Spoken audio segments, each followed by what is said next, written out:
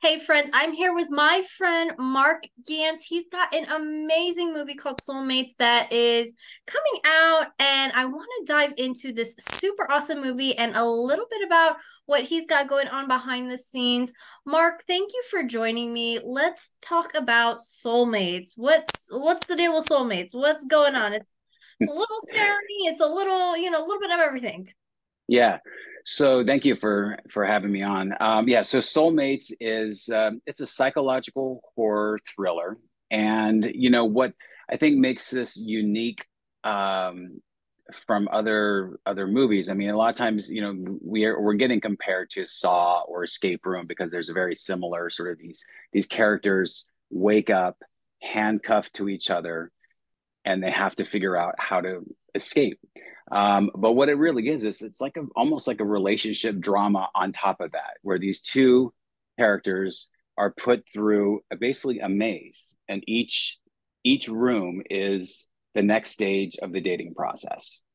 And of course, it wouldn't be a horror or thriller if there wasn't people, you know, about to die if they didn't, if they can't get to the next space. Absolutely. Look, I mean, dating is already very scary. I'm glad I Exactly. only date my husband now. Exactly. Um, Dating is already scary, so you added this extra element, and really, I love that it's a psychological thriller. A lot of people, I feel like, don't appreciate the difference between a horror movie and a psychological thriller, and you're merging these two ideas, and oof, oof is all I can say. Because with like Yeah. something psychological, it's like that is real. A lot of people just Yeah. they don't realize like a psychological thriller can really happen in real life. Can we talk a little bit about kind of the inspiration behind the film, or did you have a bad date and you were like, there's something here? Like, what Yeah. happened? Yeah. So the script was written by Joe Russo and Chris Lamont, and they are these writers. Man, I don't like their imagination, how they came up with this stuff. I feel like I question the same thing. Like, did you have some bad dates? And they're both in relationships, and it wasn't that at all. But I think that a lot of people, have these horrible stories, of dating and, using apps and so somebody, compared it to Saw meets Tinder. It's like it's a bad date, that just keeps going. And the script, I think that, one of the things that jumped out for me when I first read it was that these two people, in a sense, sort of become they trauma bond because of this trauma, and they find that they fall in love with each other.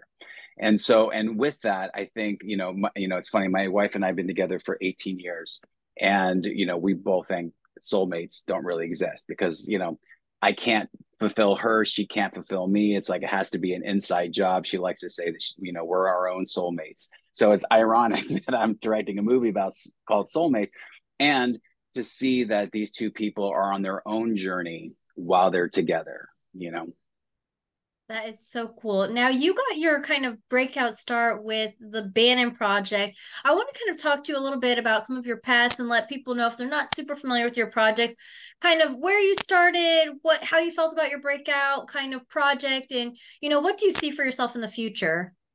Yeah. So yeah, I started out basically working on films behind the camera. So I was a production assistant, I worked in the art department.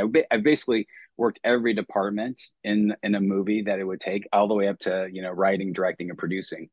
And back in 2010, I was really frustrated with my acting career, and I decided to, create my own vehicle. And so I created this movie slash web series called The Bannon Way. And the whole point was for me as an actor, it was to create a role for me, something I wasn't able to get, just from an audition.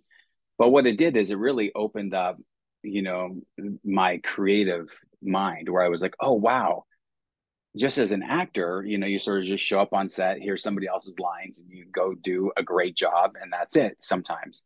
And you don't have as much creative input, where I was able to, take a blank page with a partner and create these characters in this world and these lines, and and create this experience for an audience. And that got me excited about creating more things and being able to sort of move my way from acting into writing and directing. And I love storytelling. I remember I was talking to my 5-year-old son, and I was saying that I used to sit in a tent and like record voices into a tape recorder because I just loved sort of creating these things, and then I'd play them for the family and act them out and stuff. And I think that's a big thing of it. So for me, I sort of transitioned from after the band and way, which was is on Crackle now still, and sort of moving towards writing and directing other projects. And I ended up doing 3 features that premiered on Lifetime that were basically thrillers. And so it was really nice on this one to really do something sort of outside the box and sort of stretch my creativity even more. Absolutely. I love, your whole transition from, kind of starting far behind the scenes to slowly working your way up. How did it feel kind of in between each growth spurt you went through career wise when, maybe you felt very frustrated and then, the next opportunity opened up and you're like, okay, okay, okay, now there's something more and there's something more. Yeah, How did that feel to you? uncomfortable, very uncomfortable. Yeah, I mean, I think that as a creative, when you're freelance and you don't have necessarily somebody, a boss telling you to go, this is what you need to do next.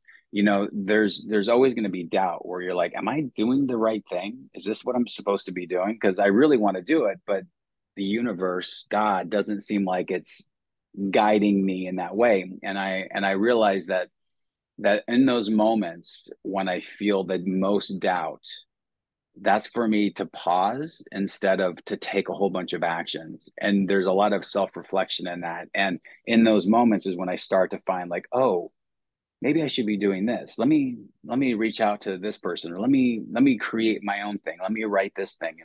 And in that, taking action I really found sort of some solace in those moments of the doubt that sneaks up, because it is a challenge to say, hey, I want to be a director. And then, nothing happened. And that's sort of what happened in the beginning. I was like, I want to be a director. So I posted some stuff that I directed and nothing happened. And then 5 months later, somebody called and said, hey, do you want to direct this thing? And I was like, I guess that's how it's supposed to happen. But in that 5 months, it was like checking my email, checking my thing, you know what I mean? Absolutely. I love that. And it's just a reminder whether somebody is in a creative field, directing, whether they're just working on starting their own business. It's every day you just got to keep trying, got to keep plugging Yeah. away at it. And I love that your story is so relatable to so many people. Now, I do want to jump back to Soulmates and give everybody a little bit of details about the movie. Where can they watch it? When can they watch it? And what can they expect without giving too many spoilers away? I know you kind of give a little summary about the movie, Yeah. but what can they expect? Okay, so the movie comes out October 20th, nationwide, through AMC theaters. So check your local listing. And so yeah, so I think what people will expect is, the first thing that jumps out to me is that almost the entire movie is taking place in real time. And so you're in the situation with these two people as if you're locked in this maze. And I think you're going to be on an emotional roller coaster. And by the end, when the twist is revealed, you're going to be like, what? No, no way. And I think I think it's something very unique. And I think the actors, I mean, Annie Alonso and Charlie Weber and Neil McDonough have just like brought their A game. And I feel like, personally, I think it's their best work. I think they did amazing. So, not just me, I think it's the material. I think it's that, that this movie allowed pretty much everybody involved to really up their game. And I think everybody really did that. I love that. I love exactly how you described that. It sounds so thrilling, so exciting. I'm definitely going to have to head on over to the theaters when it comes out. Mark, how Great. can people stay in touch with you, follow you on social media, find out what you're doing, and, just stay up to date with you? Yeah. All my socials are Mark Gantt. So it's MarkGantt. That's also my website, markgantt.com. And yeah, that's where I'm posting stuff, sharing stuff. And I also, I work with people to sort of help them do their dreams. So, it's a great place to get some resources. Awesome. Awesome. Thank you so much. This has been Live in Local Atlanta. I'm your host, Alyssa. I'm with my friend Mark. If you want to download this conversation, be sure and download the free Odyssey app inside the App Store. That's AUDACY and favorite Star 94 Atlanta. Of course, stay up to date with me at it's me underscore Alyssa D. And I'll see you guys next time.